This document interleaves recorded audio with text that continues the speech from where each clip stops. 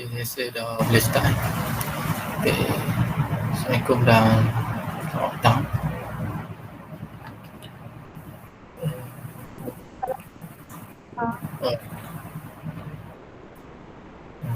Doa kita buat kelihatan ni bagi bapak yang last pada esok malam kita buat final pada nak habiskan topik sikit.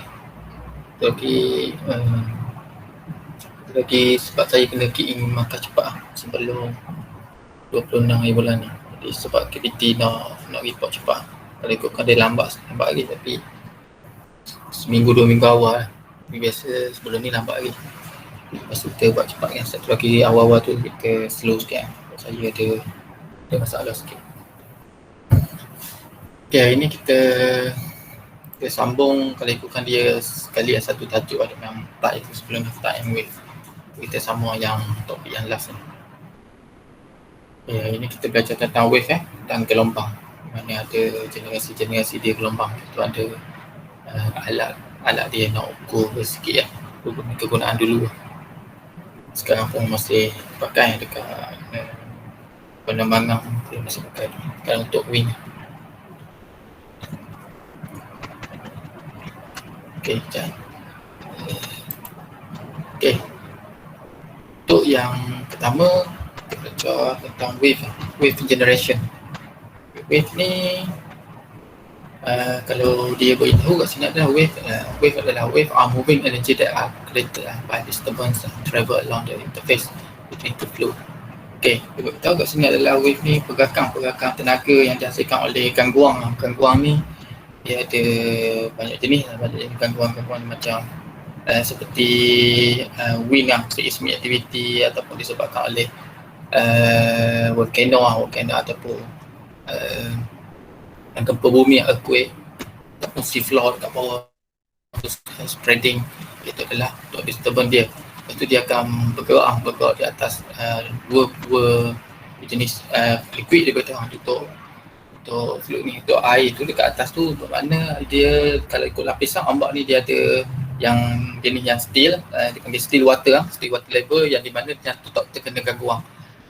Dia hanya di surface saja, dan dia terjadi yang satu lagi tu yang terjadi gelombang tu. Okay, yang tu yang dia panggil wave dia akan menjadi antara dua fluid dia. Okay, untuk yang wave yang sebenarnya adalah progressive wave. Progressive wave ni nanti kita tengok kat gambar sikit ada. Progressive wave dia beritahu kat sini adalah a wave in which there is a direction to the transmission of the wave away from the disturbing force. Okay, tahu kat sini adalah untuk progressive wave ni adalah jenis wave ataupun dipanggil gelombang pegung.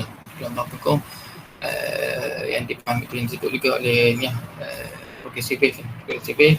Dia ada kaitan dengan gelombang pegung ataupun dipanggil still water. Lepas tu dan dia bergerak transmisi dia bergerak wave tu dan dia bergerak tu dia secara semula jadi dia jauh daripada gangguan force. Daya gangguan tu dia jauh, tapi dia tiada kaitan dengan disturbance. Okay, seterusnya adalah they can created by variety of disturbance force, including wind, seismic activity, changing atmospheric pressure, landslide, volcanic eruption or gravity. Okay, dia beritahu kat sini adalah dia hasilnya kalau disturbance ni, yang gangguan ni yang bagi gelombang tu untuk gelombang dekat laut tu, untuk ombak tu dia jadi kuat tu, dia disebabkan oleh benda ni angin. Okay, angin biasa, yang ni kebiasaan yang terjadi dekat lautan biasa disebabkan oleh angin. Dan dekat satu tempat ada satu tempat, kalau dekat laut ni dia akan ada tempat-tempat yang biasa terjadinya ribut ni dekat laut ni biasa terjadi, dan benda tu akan menghasilkan gelombang kat situ. Tapi gelombang tu sebab dia akan kuat dia bila dekat kawasan ribut tu. Tapi bila gelombang tu dah pergi jauh, dia dah slow, dia akan kembali normal balik. Sebab tu dia tak kuat kalau ribut. Kalau berlaku kat laut dia tak efek dekat darat. Kalau untuk earthquake ataupun disebabkan oleh sea floor, dia akan efek sampai ke darat hingga terjadinya tsunami. Tapi kalau untuk yang ribut kat laut tu, tapi sebab tu kalau nelayan, kalau dia pergi ke laut, kalau berlaku ribut, dia tak balik, dia hanya stay kat situ. Kalau dia balik, dia lawang sebab bila dekat bila wave ini dia generate daripada storm, daripada ribut, dia terjadinya angin kuat dekat situ, sebab dia gelombang dia tak stabil, dia datang pula dalam keadaan banyak sudut dan dia banyak berlaku overlapping. Bila overlapping, bila yang ni rendah, yang ni tinggi naik, dia akan berlawan jadi sebab tu jadi karang tu. Jadi karang sebab pergerakan kapal tu dia akan menjunam ke bawah macam tu. Okey, yang ni adalah jenis-jenis dah yang terjadinya disturbance yang dipanggil tu. Okay, kalau untuk wind seismic activity ni macam-macam kita belajar sebelum ni, earthquake, lepas tu perubahan yang seterusnya adalah changing atmosphere, perubahan tenaga tekanan atmosferik bumi, lepas tu landslide, tanah runtuh, lepas tu volcanic eruption letusan gunung berapi, lepas tu gravity, perubahan gravity ada disebabkan gravity ataupun ada berlaku perubahan sikit gravity bumi sebab oleh beberapa faktor gangguan dia. Okey, satu lagi untuk pergerakan ni, progresif ni dia ada dalam dua jenis pergerakan dia. Okay, yang pertama adalah longitudinal, kita ada belajar senang. Sebelum ni kita belajar longitudinal dengan transverse. Okay, yang tu pergerakan dia. Contoh dia longitudinal ni seperti bunyi dia gelombang dia tu dia longitudinal, dia pergerakan dia tu. Sebab dia wavelength dia tu dia panjang sikit. Dia panjang. Lepas tu bila kalau kita pakai bunyi kita letak di tali, kita sakut dekat gelas, satu gelas ataupun gelas plastik tu kita sakut tali tu, okey. Yang tu dekat bunyi tu dia ada gelombang dipanggil longitudinal, tapi dekat getaran tu, dekat tali tu yang sampai tu adalah jenis yang gelombang transverse, dia panggil transverse. Lepas tu campuran dua benda ni, longitudinal dengan transverse, terjadinya progressive wave yang terjadinya sekarang dekat lautan. Lautan dia ada campuran dua tu. Satu lagi wave dia ada dipanggil orbiter. Orbiter ni dia lebih kurang seperti membulat macam tu, pergerakan dia membulat. Dia tak seperti gelombang dia macam ni naik turun. Orbiter wave dia pakai. Okey, untuk yang seterusnya adalah type of wave and their causes. Okey, bagi Tuhan lah jenis yang wave period dia jangka masa dia yang berlaku tu. Okey, kalau dekat sini kalau kita tengok yang biasa yang berlaku yang cepat, yang paling cepat wave period yang cepat ataupun yang tinggi, dia tinggi dan dia laju tu disebabkan oleh wind Lepas tu kalau untuk yang lama sikit disebabkan oleh yang tinggi juga tapi dia lama, tapi dia sampai masa kalau dia terlalu kuat dia akan boleh bagi efek atas darat. Dan ni disebabkan oleh earthquake, volcano, landslide ataupun storm. Okay. Yang paling lama kali ni biasa berlaku setiap bulan dah 24 jam ataupun 12 jam macam ni lah. Okay, disebabkan oleh moon and sun. Kita belajar sebelum ni bayu laut tu semua akan mengakibatkan air pasang surut, pasang naik tu sebab dia akan bila pasang dia gelombang dia tinggi, kita belajar sebelum ni. Okey, itu adalah disebabkan oleh bulan dan bintang lah. Okey, yang ni adalah tak dia beritahu pasang surut.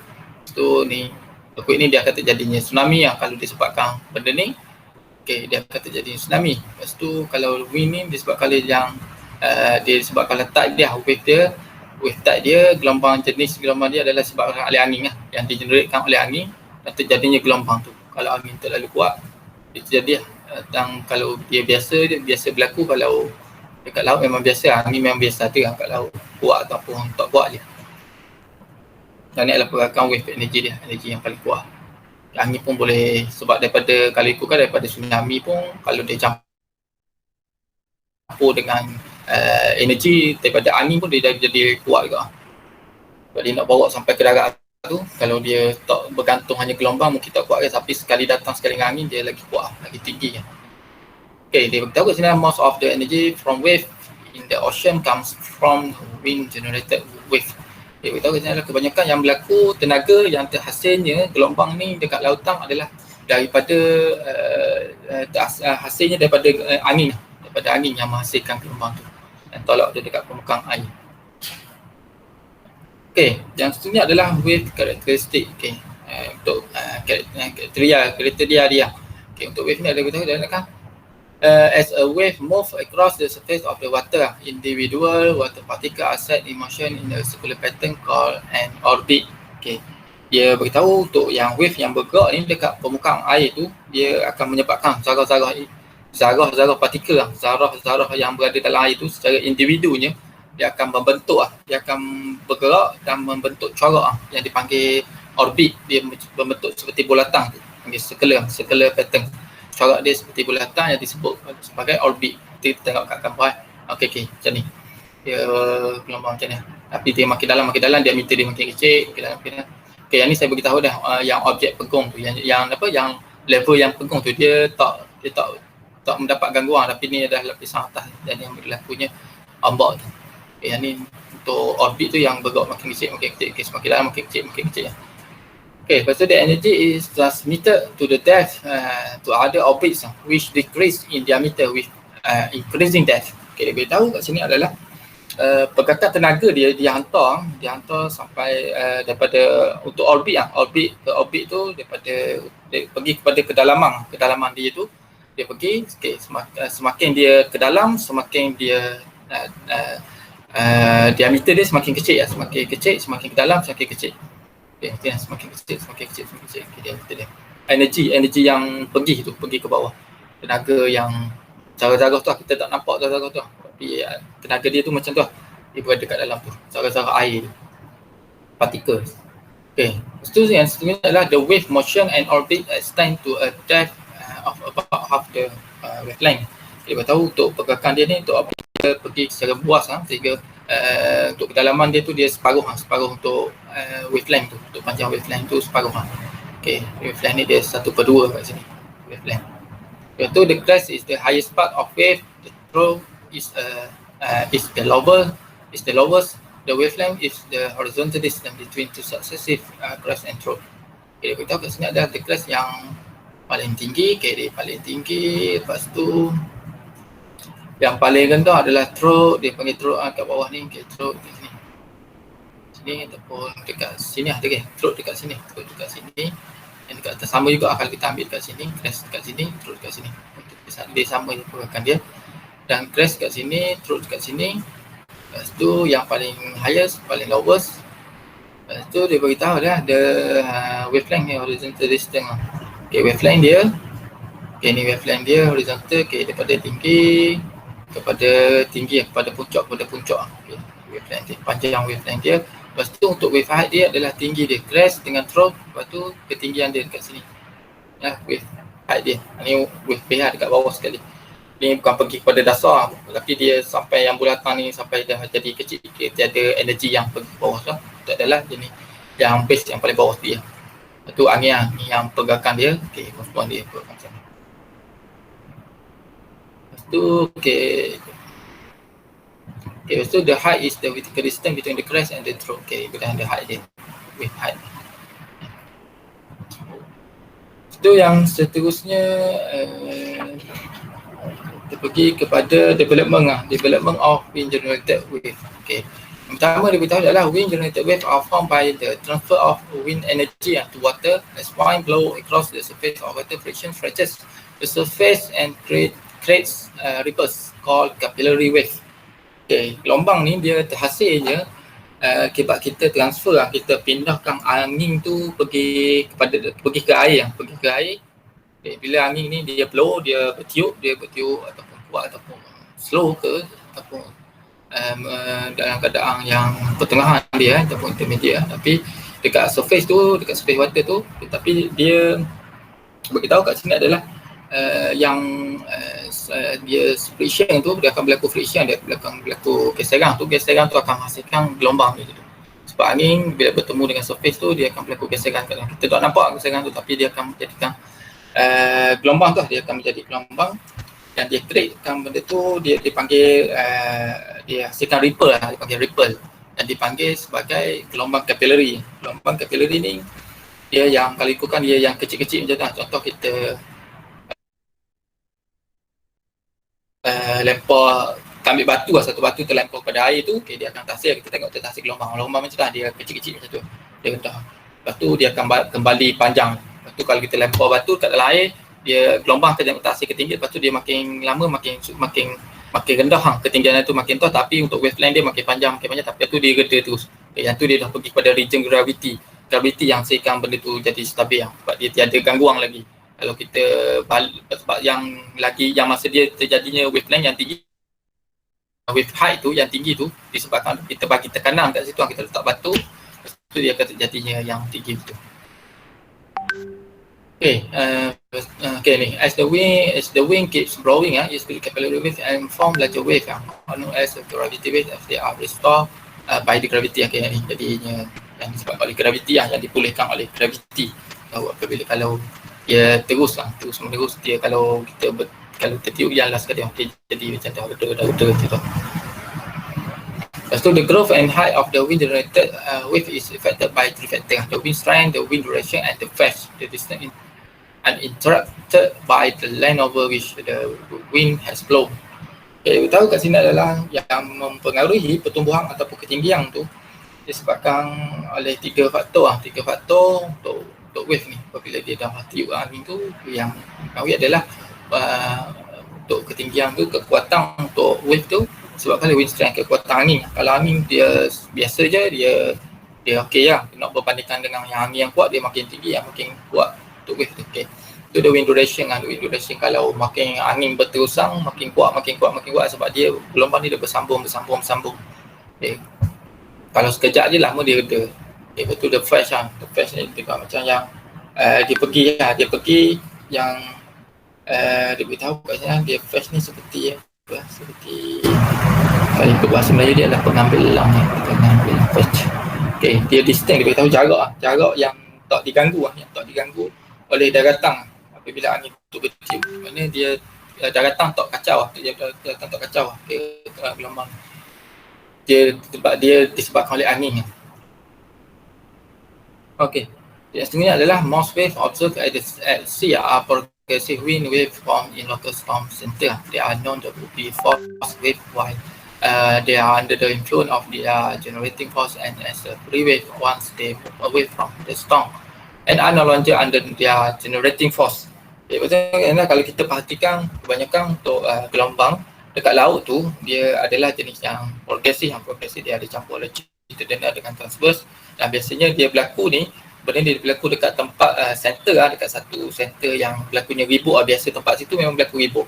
Okay, iaitu yang terhasilnya untuk gelombang ni. Lepas tu dia tahu dia juga dikenal sebagai, maknanya dia terhasil wave ni dia disebabkan oleh gangguan dia ataupun dipengaruhi oleh tempat generating force yang menghasilkan tenaga daya tu kat situ.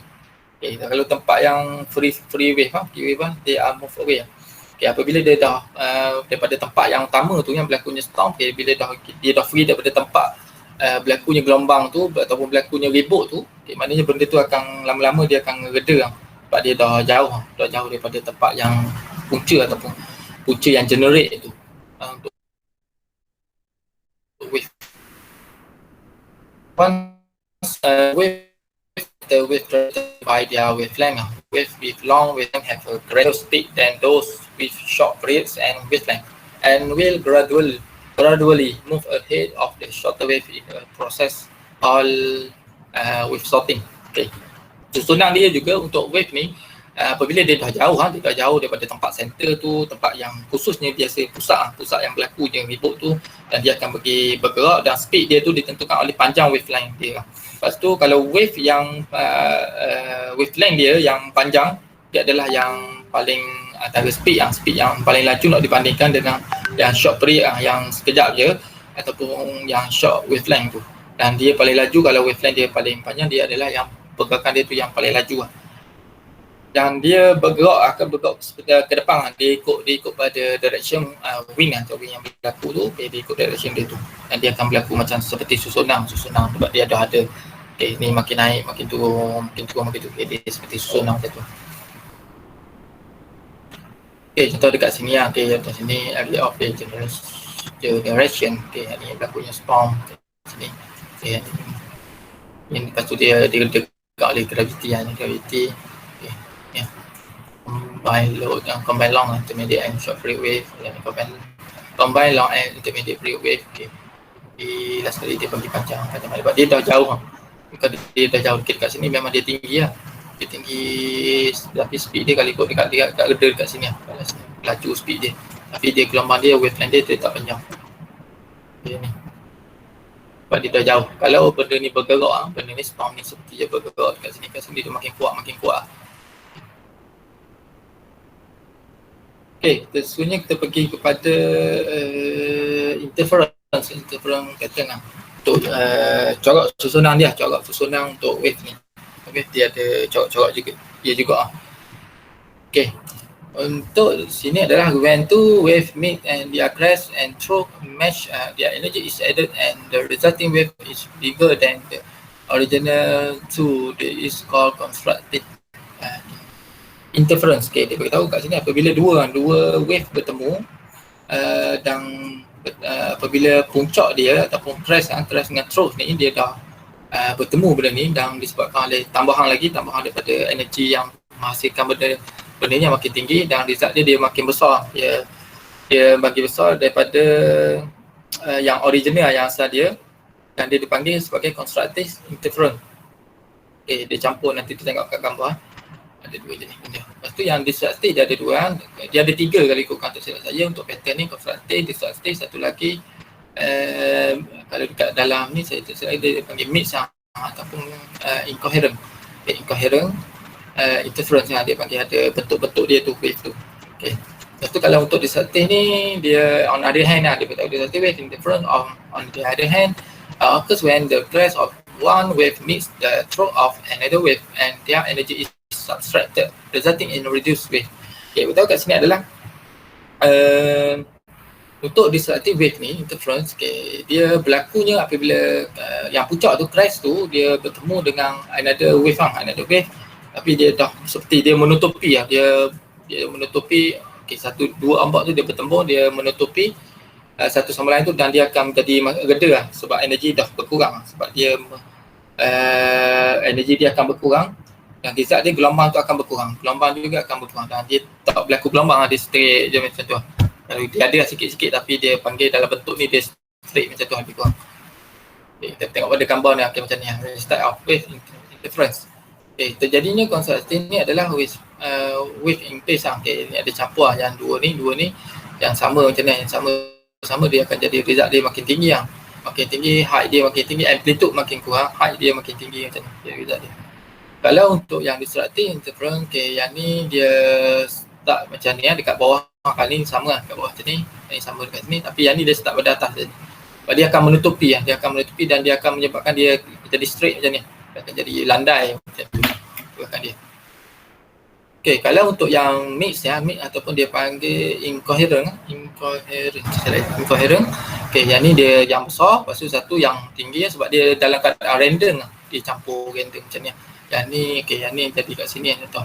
Yang ni yang besar, okay, dia campur, lepas tu yang last kali dia akan jadi random, dia tak sama.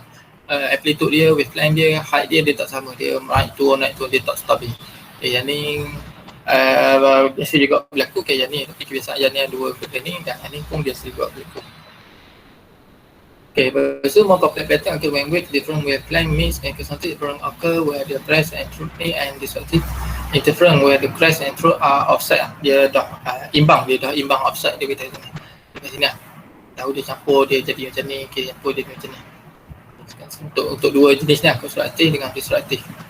Itu often wave meet the come from the various angles which produce meets interference pattern.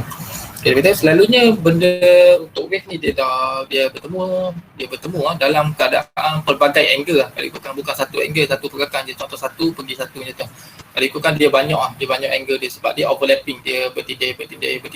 Sebab tu kalau kita letak kapal pun dia kat atas kalau gelombang satu arah je, kalau kapal duduk kat laut kalau gelombang tu satu arah je dia akan pergi ke depan sebab dia mengikut arah macam tu. Tapi kalau kita perasan kalau kapal kalau duduk dekat laut dia seperti bergoyang je dah, bergoyang tak tahu nak pergi mana sebab dia dalam keadaan angle. Ombak ni dia datang dalam bermacam angle. Dekat belah sini datang ke waktu yang bagi tahu gelombang tak stabil pun dia dekat laut. Dia jadinya yang mabuk kalau tu pening kali tu duduk kat atas lah. Okay, macam ni. Okay, dia seperti macam ni lah. Kalau untuk kita ada dia seperti overlapping je lah, dia bergerak macam ni lah. Overlapping offset lah. Kalau perspektif view dia pandangan kita lah.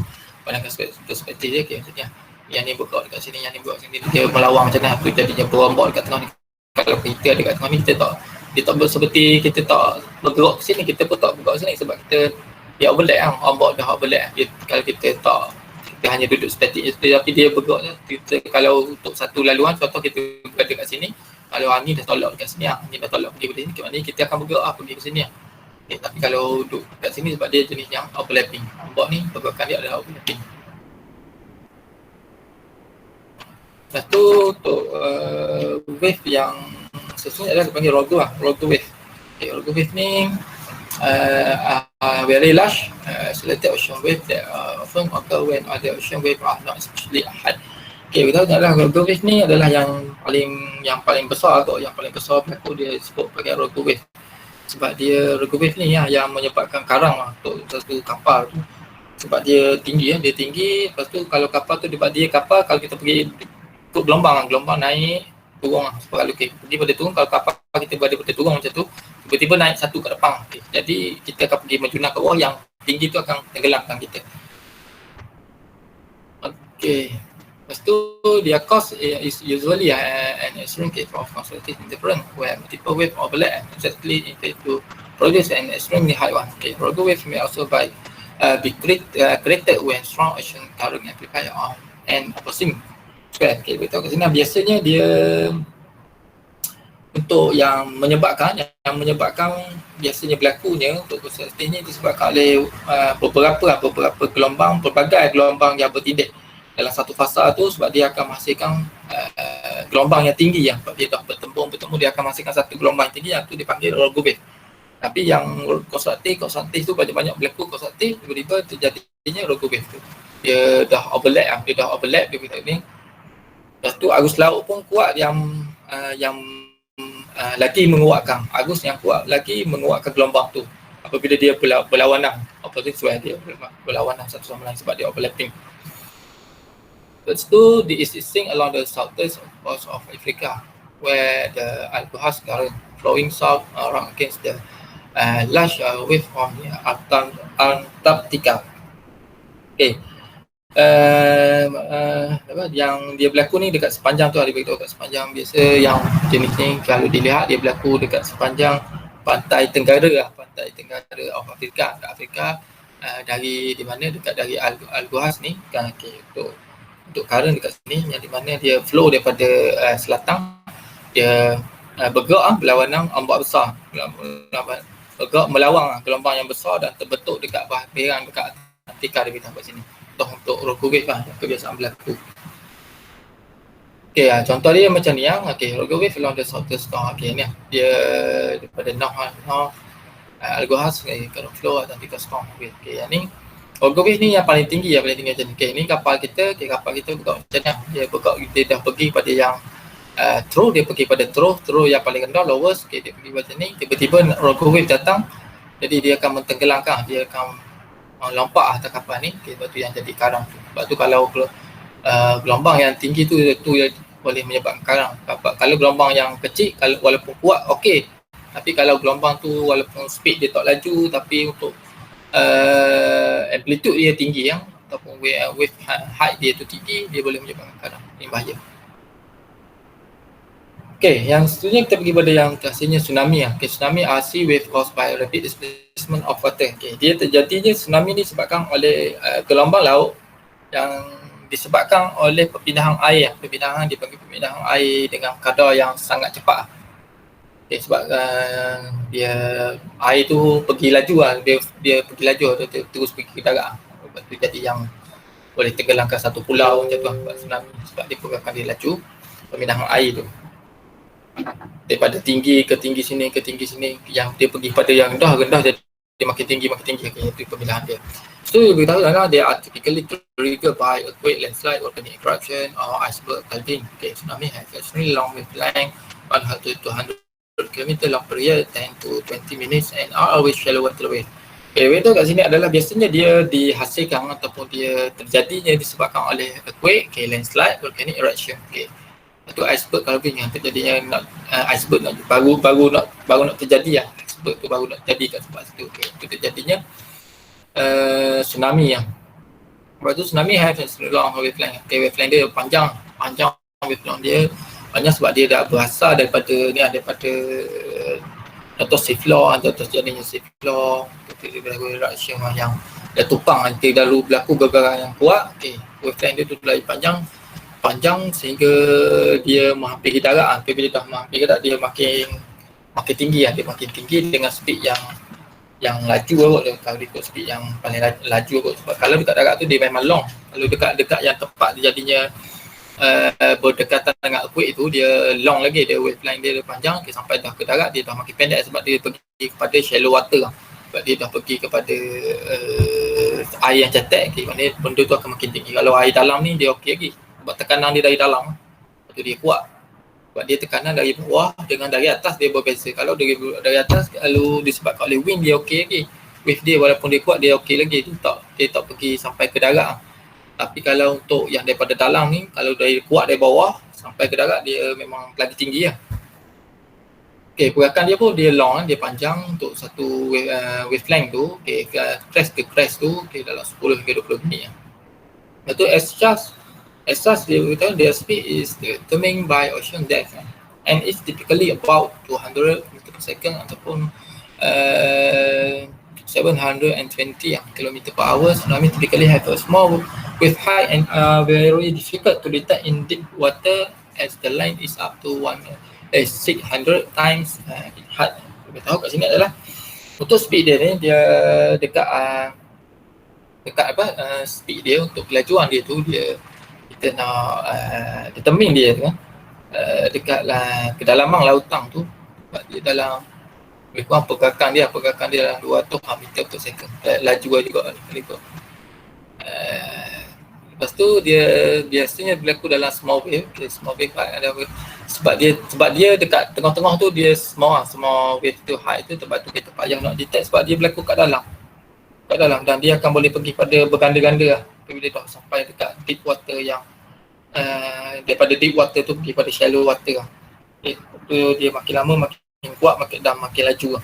Lepas tu kita payah nak detect. Kalau berlakunya tsunami tu, kita boleh detect, maknanya kita boleh clear awal-awal. Lepas tu kadang-kadang kalau berlaku petanda dia okey lagi, dia dah bagi warning. Okay, maknanya kita dah boleh lagi. Tapi kalau sekali dia dah nak datang, kita tak boleh nak dapat pergerakan laju satu, kita nak detect dia payah. Sebab tu kalau tsunami berlaku, kita tak sempat nak lari lah. Dah berlaku satu kali, kalau dekat sea floor, contoh berlakunya sea floor, kita tak tahu bang. Sebab kita nak detect dekat atas tu, dia payah gelombang dia tu kita ingat biasa je, tapi dekat dalam punya gelombang yang kuat. Sebab tu kalau untuk yang tempat-tempat yang berlaku tsunami tu, yang gelombang kuat tu, kita tak boleh nak tak boleh nak bagi warning awal. Untuk kalau boleh bagi pada ni tempat lah, kita nak lari dulu lah, selamatkan diri. Lepas tu kalau kita sapu habis lah, berlaku cepat. Lepas tu when the wave reaches shore, it slow down and greatly increase in height. Okay, tahu dia lah. Apabila gelombang dia sampai kat pantai ni, dia akan slow, dia dah slow sikit, tapi height dia tu dia makin tinggi yang. Height dia makin tinggi. Kalau kat laut tu dia laju sikit, kita sampai darat dia slow, tapi height tu dia tinggi. Dia slow sebab dia benda tu tinggi yang. Sebab tu yang wavelength dia panjang, dia laju. Kalau wavelength dia yang pendek, dia wave height dia tinggi, dia adalah slow. Dan dia sampai ke darat tu dia makin kuat. Ini contoh generation of tsunami by movement of seafloor flooding. Okay, seafloor flooding. Itu jadi gelombang tekanan. Okay, jadi air akan menyedut kat sini. Menyedut masuk kat sini. Dia akan terjadi gelombang kuat ni. Belajar sebelum ni seperti seafloor. Okay, ni decreasing wavelength, increasing wave height. Tsunami approaches shore. Okay, daripada yang wavelength dia panjang, lepas tu pergi pada wavelength yang pendek, height dia makin tinggi. Dan daripada kedalaman depth dia, dan makin daripada deep depth, lepas tu pada shallow water lah. Shallow water dia ni akan bagi tenggelam dia untuk daratan. Ini adalah sebab berlakunya seafloor flooding kat sini.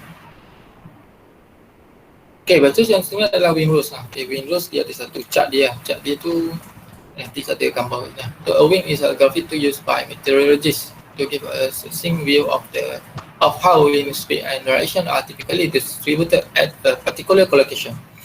Okay, wind rose ni dia diguna sebagai alat grafik yang digunakan oleh ahli meteorologis untuk bagi gambaran ringkas bagaimana pergerakan dan kelajuan tu ataupun arah dia. Okay. Dan dia yang diedarkan untuk pergi ke satu lokasi tu. Okay. Dia seperti kompas. Okay. Dia nak baca untuk pergerakan dia, direction dia. Kalau kita nak baca, okay, speed dia yang paling kuat ni, maknanya dia efek banyak dekat tempat tu. Bila dah pergi kat tempat tu, dia mungkin ombak dia makin tinggi. Jadi dia tengok dekat situ melalui wind rose ni. Wind rose ni juga dia kegunaan dia terjadinya sebelum kompas. Sebelum kompas ada, dia dia dulu lah kita guna kalau ikut pada history dia. Jenis dia macam ni lah, dia macam ni. Untuk north dia, west lah, east and to south. Okay, ni adalah. Itu ni adalah yang paling antara yang laju ni. Urutkan dia dah pergi ke arah sini. Kita ke arah sini dia pergi. Okay, ni lah. Ni berapa persen lah. Tengok kenaikan ataupun kelajuan dia tu. Ni ada kelajuan dia, wind speed dia. Dia pakai knots kan. Kalau kita pakai meter per second lah, meter per second ke meter per hour. Dia pakai knots. Ini kelajuan dia. Nah, tapi cara untuk guna dia saya tak tahu macam mana ni guna dia ataupun kira dia saya tak tahu. Sebab saya tahu ni untuk sekadar untuk info dia macam ni, untuk info. Ni awak kena try tanya untuk orang yang belajar geologis dia tahu lah.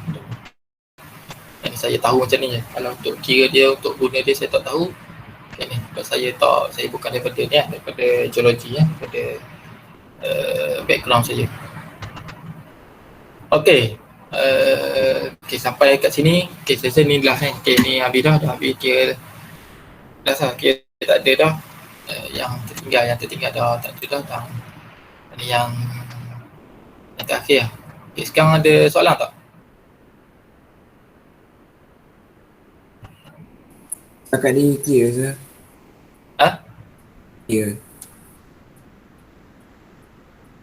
Contohlah saya ada soalan juga lah.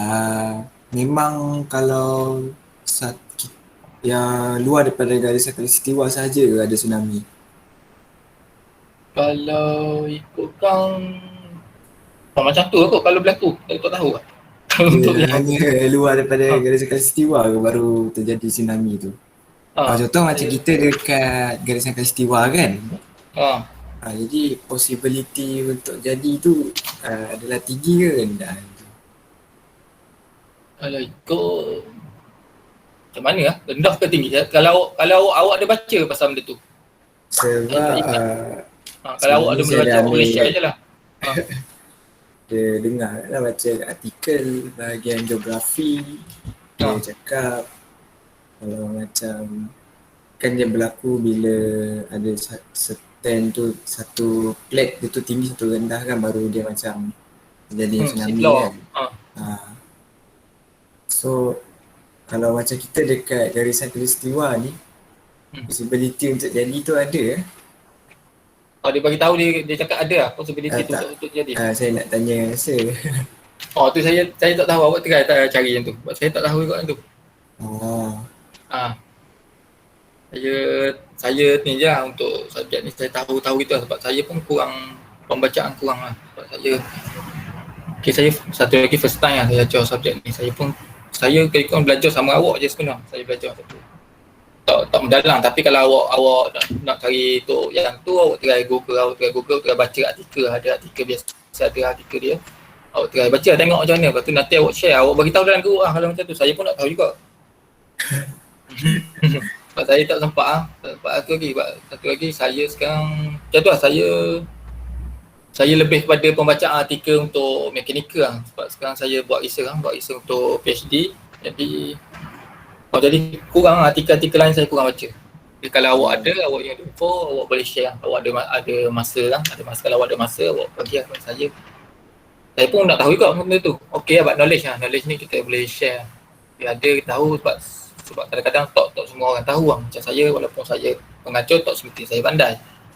Tu kan. Jadi awak boleh cari, kalau ada tu. Sebab tu saya beritahu, kalau saya boleh jawab, saya boleh, tapi saya tak jawab lah. Okay, bagus juga lah soalan tu. Setakat ni clear rasa. Alhamdulillah boleh. Clear lah.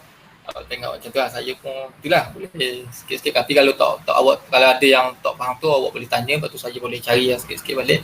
Ataupun kalau awak dah rasa tak faham tu yang mana tu, awak boleh, kalau awak rasa awak boleh pergi sendiri, awak belajar sendiri lah. Tapi ilmu ni daripada kalau awak nak lebih lah, biasa kalau untuk belajar ni awak nak lebih, awak cari sendiri memang dapat lebih lah. Kalau tanya ni awak dapat setakat tu lah kalau awak tanya. Tapi kalau untuk memastikan tu boleh je tanya kepada orang yang profesional. Tapi kalau untuk lebih, awak study sendiri. Kalau masa saya belajar dulu, macam tu lah. Satu lagi, saya belajar dulu, saya kurang berada dalam kelas lah. Tu lah jenis saya belajar lah. Tapi awak jangan buat macam tu. Sebab bila awak study dalam kelas, awak masuk dalam kelas, contoh 2 jam, apabila awak study sendiri, awak tak dapat 2 jam tu, awak akan jadi lebih banyak jam. Sebab saya banyak siang, saya banyak tidur, saya tidur mancing dulu zaman belajar dulu masa degree Lepas tu, jadi ruginya saya masa tu lah. Lepas tu saya nak bagi nasihat kat awak, kalau belajar ni waktu lebihkan kepada kelas lah, lebih pada kelas. Lepas tu yang lebih tu awak dapat ilmu yang tambahan pada awak. Sebab kalau buat macam saya, style saya belajar macam tu lah dulu masa degree, nak habiskan degree tu macam tu. Saya study sendiri banyak. Tapi waktu saya master, saya lebih lagi sendiri lah. Sebab master dia bagi tajuk, awak buat lah sendiri macam mana.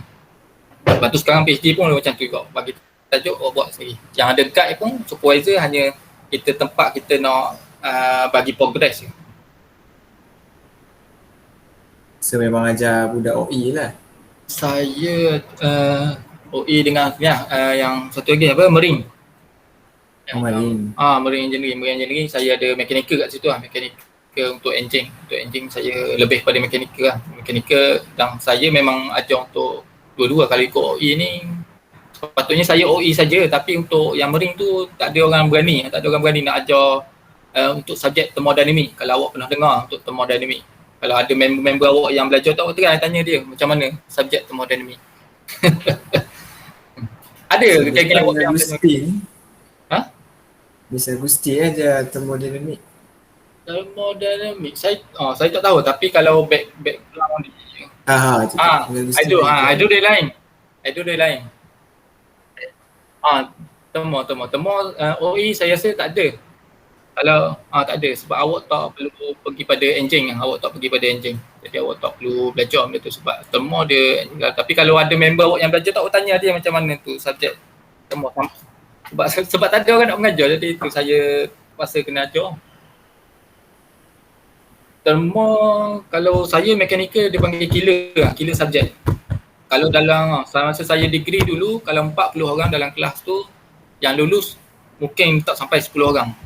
Yang mungkin sampai 5-6 kali je. Jadi dia ada beza lah dengan apa, fluid kan? Dia beza. Fluid tu saya rasa mudah lagi lah. Kalau fluid tu dia mudah lagi. Sebab fluid mekanik, saya belajar juga mechanical, belajar fluid mekanik. Fluid saya ada dua jenis lah. Sebab satu buku, kalau awak tahu, awak ada pernah baca buku fluid tu, fluid mekanik tu, dia ada satu buku awak tahu satu buku dia ada. Buku tebal dia tu. Yang masa degree saya belajar sampai habis macam tu lah. Sebab dia ada dua, fluid 1 dengan fluid 2. Tapi kalau diploma saya tak tahu macam ni. Tapi fluid okey lagi lah bagi saya. Thermo memang pelik lah, bagi saya pelik lah masa saya belajar. Sebab saya rasa mungkin tak ada lecturer yang sampaikan benda tu betul lah. Sebab belajar lain, exam dia lain keluar. Jadi jawapannya pening lah. Ada member saya ambil 6 kali repeat. Masya Allah. Risau kan. Kalau mechanical lah, tu untuk mechanical payah lah. Kalau mechanical engineering ni dia payah sebab OE ni salah satu cabang daripada mechanical. Kalau mechanical, sebab saya ambil pure mechanical. Kalau awak ada member yang ambil mechanical, awak try tanya dia macam mana untuk mechanical engineering ni macam mana. Tu susah sikit lah. Untuk specialist pun, untuk yang macam saya sekarang, untuk specialist yang saya ambil sekarang lebih kepada untuk PhD, dia pergi kepada untuk mechanical yang jenis simulation. Yang tu pun tak ramai untuk pakar dia yang dapat PhD tu.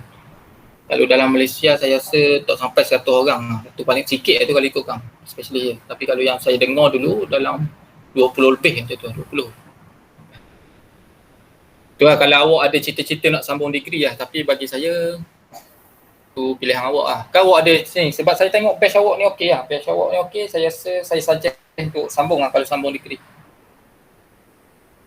Jadi kalau macam laluan nak sambung degree tu, basically kita orang memang akan teruskan dalam option engineering ke apa? Yang tu terserah awak nak pergi pada bahagian mana. Tapi kalau awak offshore, tapi degree saya tak tahu offshore kat mana kat sini. Tapi yang saya dengar petroleum je. Petroleum engineering. UTM ada? Universiti Terengganu Malaysia.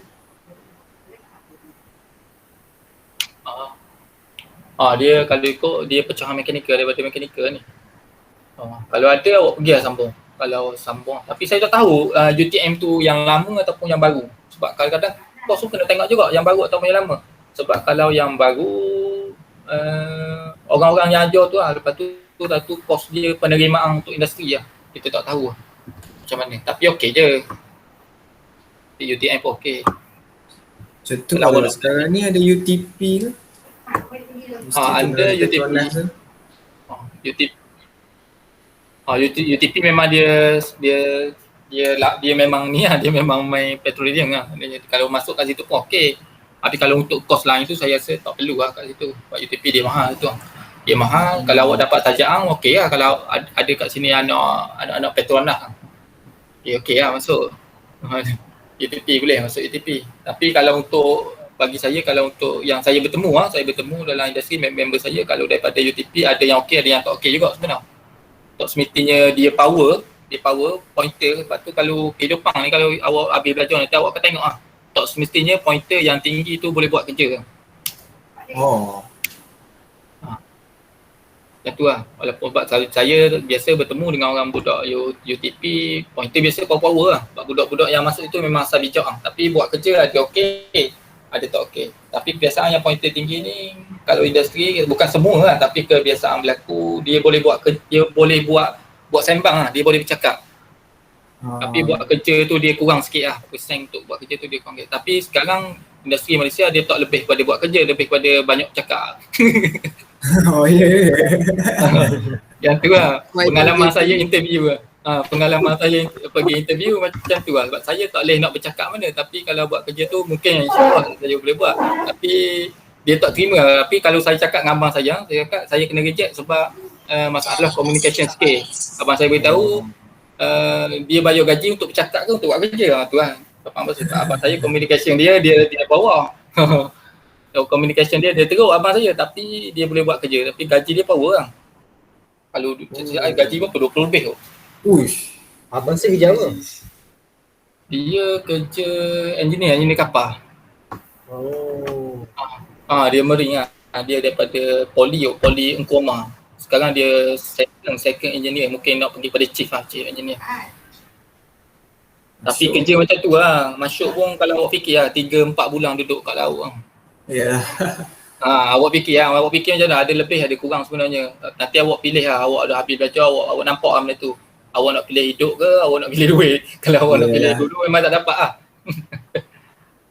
Macam saya pilih hidup lah. Rasa berkembang salah satu lah. Tapi itu atas rezeki masing-masing. Kalau awak usaha, insyaAllah dapat. Kebiasaan awak usaha, memang dapat lah. Tapi jangan tak berusaha, jangan mengharapkan macam tu lah, usaha okey lah. Betul lah. Pak kaya pun kaya, miskin datang dari dia. Itulah. Kadang-kadang kita belajar engineering pun kita masuk sikit pada agama walaupun saya bukan ustaz. Betul. Kita nak jadi yang engineer pun engineer yang ada iman. Bukan sekadar ilmu dunia. Okey, tu lah. Itu adalah nasihat saya je lah. Sebab saya memang tak, saya sekarang memang saya tak masuk dah ke industri. Industri ada yang offer tapi mungkin saya tak pergi dah sebab kekangan masa tu dah ada anak, ada bini. Saya pun malas lah, nak sakit kepala. Belajar pun saya tak ingat lagi sakit kepala daripada kerja. Okey semua? Okey saya. Sebab ni last kelas kita sembang lah, sama-sama kosong sikit. Jadi sem depan, sir ajar apa dekat budak OE? OE saya tak menentu juga kali korang. Kadang-kadang dia bagi, kalau yang wajib yang saya ajar wing lah, wing dengan daripada UTE. Lepas tu wajib yang saya memang daripada mekanikal, memang orang lain tak ajar, tu saya ajar. Lepas tu OFA kadang-kadang Miss Agustin ataupun kadang-kadang saya, tapi saya kurang sikit lah. Kalau offshore tu betul-betul tu saya kurang sikit. Lepas tu yang lain saya tak ingat lah subjek apa, tapi saya ajar dalam 9 atau 8 subjek lah, 10 kot. Itu lah. Nanti awak jumpa lah, sen-sen lah jumpa lah dengan saya balik. Saya itu dah dengan saya apa itu lah, introduction lah. Introduction offshore. Offshore ni. OE offshore. Boleh saya tak tahu tu. Yang tu saya tak ajar. Yang tu kali pertama juga batch awak ni saya banyak ajar yang subjek yang saya tak pernah ajar. Yang Ocean ni saya suka sebab benda baru lah. Benda baru saya tak pernah belajar benda ni lah. Benda ni adalah benda baru bagi saya. Yang saya suka belajar benda baru tapi tak mendalam. Saya tak boleh nak pergi mendalam buat benda baru lah. Ambil masa. Okay, tu lah. Ya. Tapi dengan saya okey je. Awak datang kelas, buat kerja. Tu saya lepas. Saya bukan yang strict sangat lah. Strict sangat. Kadang-kadang saya bagi yang sepatutnya tak lepas pun saya bagi juga lepas. Tapi kalau terlalu teruk sangat sampai yang sebelum ni saya bagi fail tu sebab dia tak pergi kelas tu, kerja tak buat, memang saya bagi fail lah. Sebab tak ada effort orang nak belajar tu. Belajar ni kena ada effort lah. Kalau sekadar kosong macam tu, jadi tahu tak dapat benda lah. Ya. Nanti saya belajar akan datang ni amali rasa lah. Yang akan datang ni, nanti subjek akan datang. Yang subjek apa? Still? Kemahiran ada dengan saya untuk welding lah kalau kemahiran. Yang lain tak ada. Kita ada welding Welding OE ada. Ada. Saya tu ada dengan saya. Stand 5, stand down. Yang stand lah memang biasa dengan saya.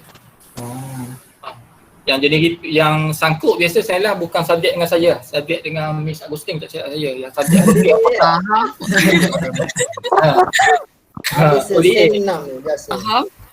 Saya nak ODA tu biasa sangkut ramai budak. Kalau satu batch tu saya biasa seorang dua je lepas. Saya tak tahu apa benda dia bagi yang jadi paling. Masya-Allah.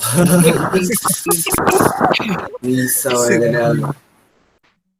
Saya tahu ke saya pernah tanya juga apa dia yang jadi tak lepas tu. Dia kata dia bagi dia kadang-kadang dia ikut mood lah, biasa dia ikut mood. Saya tak boleh tapi tu cara pengajaran dia okey juga sebab masa saya belajar dulu lecturer lagi teruk.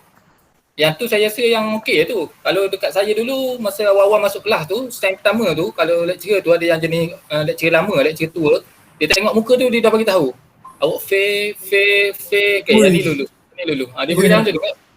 Biasa geng saya drop lah. Drop tu subjek tu. Sebab tahu dah memang dia kalau dia cakap fail memang fail lah. Awak buat macam mana pun study macam ni memang dia bagi fail. Boleh drop ke sir? Teruk sangat. Kalau saya masa dia boleh drop tapi dia bagi masa lah sebelum masuk tengah sang ataupun dia bagi awal-awal tu boleh drop lagi. Tapi saya tak pernah drop lah. Masa saya degree. Saya biasa. Boleh drop. Diploma saya tak tahu sebab saya bukan dari diploma, saya dari matrik. Kalau perform pun fail lah sir. Walaupun perform awak buat macam mana pun fail. Dia cakap fail. Kroni tu. Memang kroni weh. Yang tu lah pegangan aku ni okey lah. Satu lagi lecturer tu kalau dia contoh waktu jam kelas pukul 8 lah. Okay, kalau contoh dia datang 7.30. Kalau dia masuk dalam tu 7.30 ada seorang dua, dia kunci pintu tak boleh masuk lah. Dia ikut masa dia. Masa dia. Dia bukan ikut masa waktu kelas, dia ikut masa dia masuk bila. Lagi teruk lah. Lagi teruk. Satu awak pernah dengar assignment atas bas? Atas bas? Kuis atas bas. Kalau dekat saya dulu masa belajar, ada yang geng yang duduk asrama, dia kena naik bas. Bas U tu, dia akan bagi. Dalam bas tu dia akan bagi satu assignment dan dia nak buat dalam masa atas bas tu. Kira daripada start sampai bas tu sampai, masa tu hantar.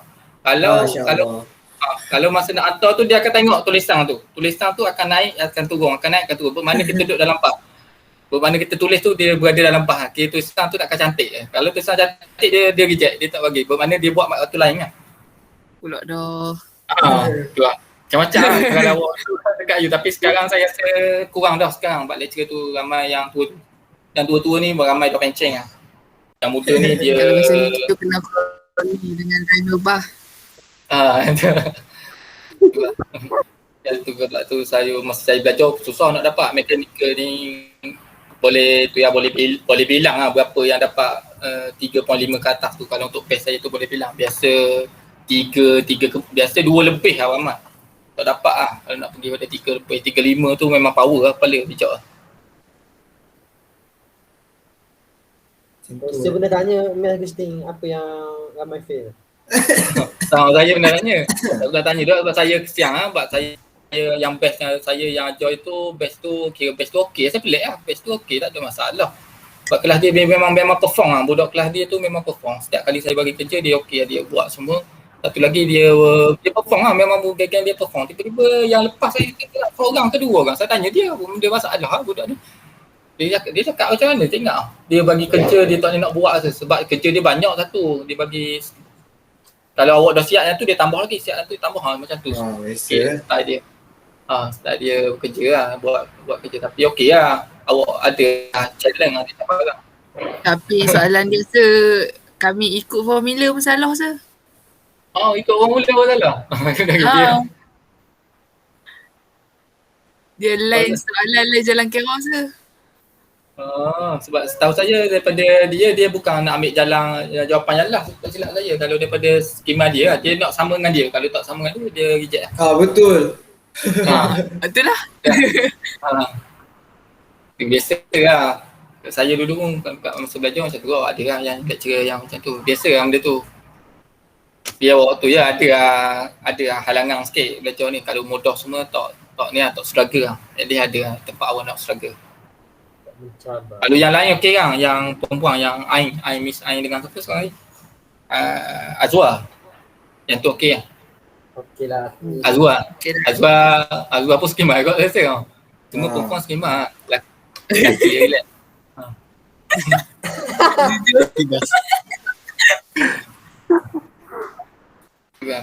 Tidak apa semua background tu kan. Dia pernah ajar apa saya? Dia sebanyak mengajar apa saya? Setakat saya duduk dalam aku ni. Mengajar untuk perempuan? Kalau perempuan ramai saya. Perempuan yang sepanjang saya kerja seorang. Batch awak yang ramai. Batch awak ada 3 orang lah. Saya terkejut. Saya terkejut juga.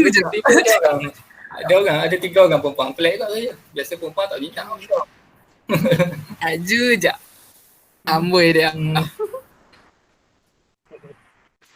Perempuan tak ramai lah. Nanti lah. Tunggu awak. Ruby.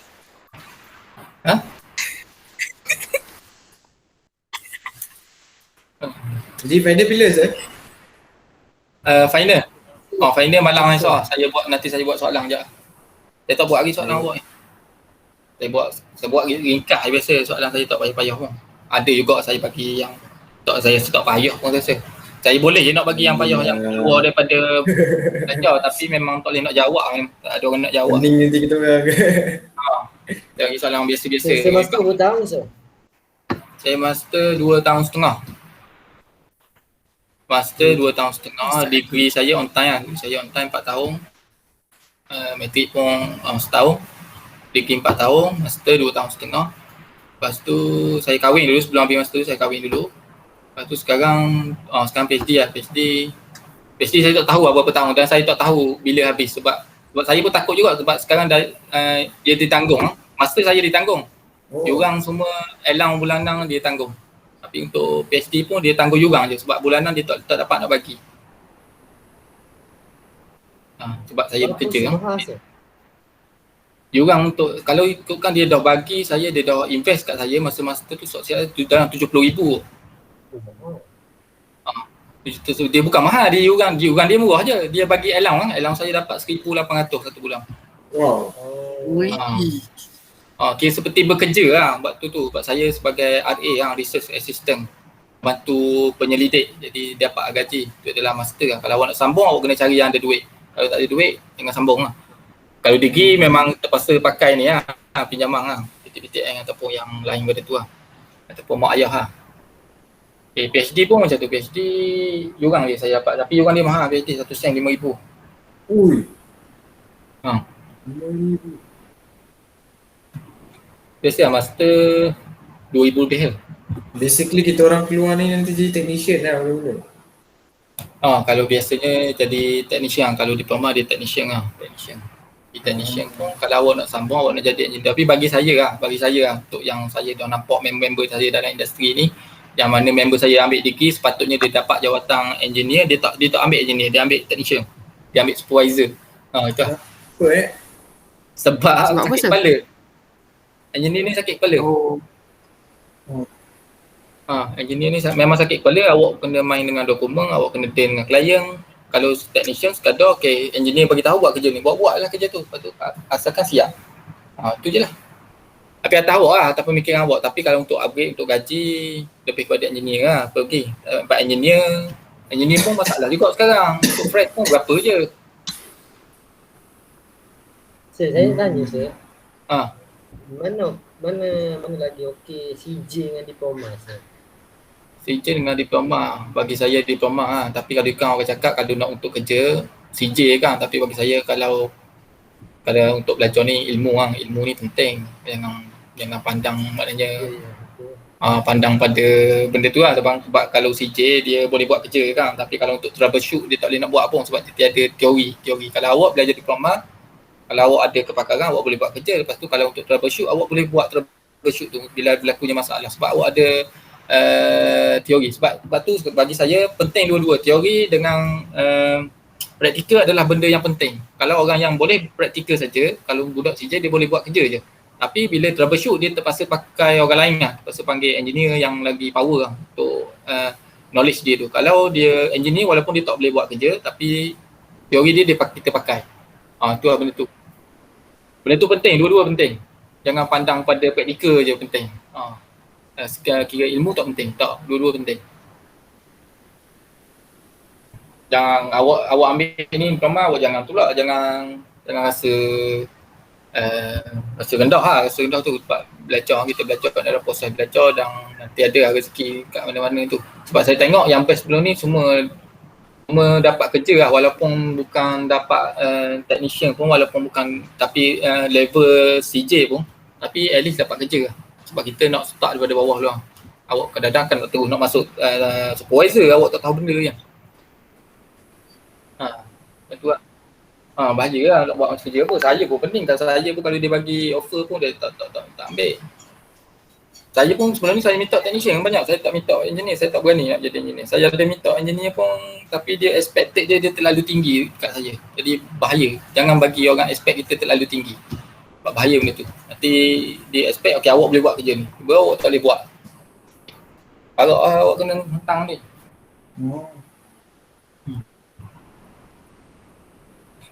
Okey. Baik sir. Okey. Kalau ada apa soalan awak nak tanya tu, awak try tanya.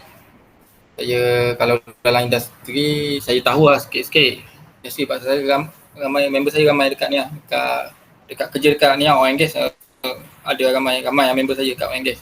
Kalau nak tanya tu, saya biasa pun saya sembang dengan geng dia juga. Saya tahu pun pasal industri untuk oil and gas. Sebab saya tanya lah. Lepas tu saya untuk ajar awak lah. Saya akan tanya lah sikit-sikit geng dia. Sir, kalau kita lepas diploma ni sir, kalau nak minta kerja, baik mana sir? Kalau nak minta kerja? Masa awak okey dekat mana ke macam mana? Kalau Sebab nak minta kerja, kalau ikut dari tu kena tengok kenal company dulu. Ada guna satu website apa, MP siapa satu. So dia list dekat company lah, macam-macam jenis company ada dekat services. Okay. Kalau nak masuk tempat company, eloknya awak pergi pada maintenance lah. Maintenance lah. Maintenance bagi saya okey lah, banyak belajar dekat situ. Kalau untuk valve tu macam isteri saya kerja ni, company service dengan maintenance lah. Kita tengok, saya pergi biasa dekat kantor dia kerja kan. Dia tengok banyak valve besar-besar dia service, okey lah bagi saya. Kalau nak jadi technician memang power lah sedap kat situ. Dia main valve kalau untuk offshore bukan kecil-kecil lah, valve besar. Tak apa, awak pergi belajar nanti awak survey dekat Kemamang ni, dekat KSP banyak. KSP banyak. KSP, Kemamang supply base kan. Dekat KSB dekat Kemamang Teluk Galong ni, dia banyak kerja kat situ. Awak cari kat kerja, kita awak hantar je resume kat situ. InsyaAllah dapat. Dan saya pernah jumpa budak daripada Ranako yang jadi engineer kapal. Saya pernah jumpa, itu dia member dengan abang saya, dia kerja bawah abang saya.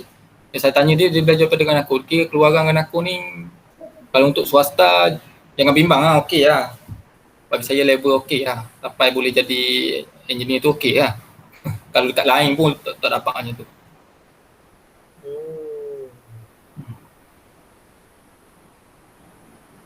Okey. Okey. Baik, so Okey. Okey, jadi kelas kita sampai kat sini lah. Tadi saya tengok untuk kehadiran semua ada. Ada seorang saja tu sudah keluar. Tak apa. Tu sini awak.